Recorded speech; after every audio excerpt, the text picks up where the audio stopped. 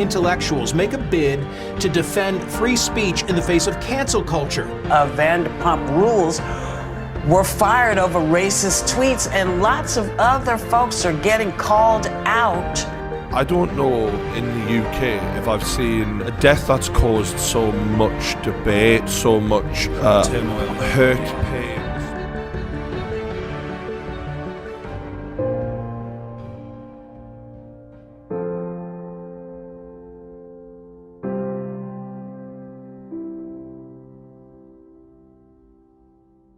Hello everyone, I'm Varun and welcome to the first episode of our brand new podcast series, Untalked Sanskritis. We live in a fast-moving world where everything is getting online, from our shopping to our talking. We have stepped into an era where freedom of speech is openly encouraged. With the availability of social media platforms like Twitter, everything we say or we do is under a microscope. Type in that one socially provoking sentence, and the next minute, you'll not only be a meme all over the internet, but will eventually be ousted from it. This era of public callouts has given rise to what we call the cancel culture. This strange culture is also seen as a means of activism. Whether it is American talk show host Ellen DeGeneres, or India's favorite Twitter lady, Kangana Ranaut, the cancel culture has no barriers. There is also a toxic side to this cancel culture, which we need to talk about. Content creators and film stars are especially prone to this negative attention of cancel culture, and it can prove to be mentally tiring.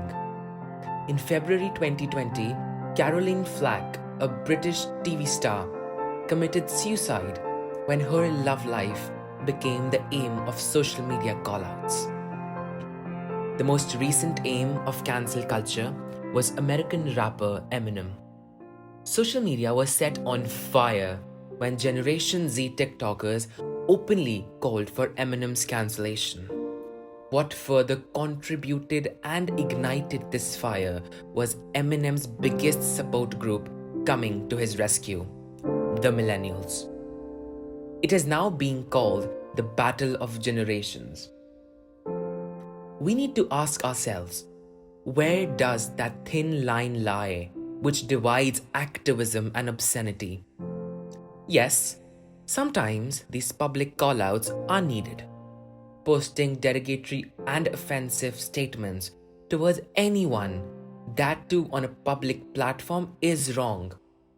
But these callouts turning into a total quote-unquote cancellation of a person goes beyond activism, and all of us have an equal part to play in it. Instead of acting vigilantly, we laugh and we normalize a person being called out and cancelled. Social media platforms have become a luxury to us because we can say whatever we want. However, doing it at a cost of someone's peace doesn't seem to be such a good idea, does it? If we have the power to start these strange cultures, we must also be able to end them when they start crossing the line. The rise of cancel culture has been slow and steady, but as it proceeds, it's becoming normalized. It has turned from a regular call-out to a full-fledged show of hatred against someone. It's high time that we understand that calling out someone does not mean that we affect them mentally.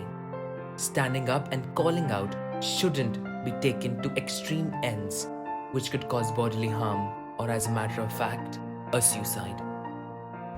This podcast was brought to you by the Whiteboard Stories. Thank you for listening, and we will be back with another strange culture which you should know about.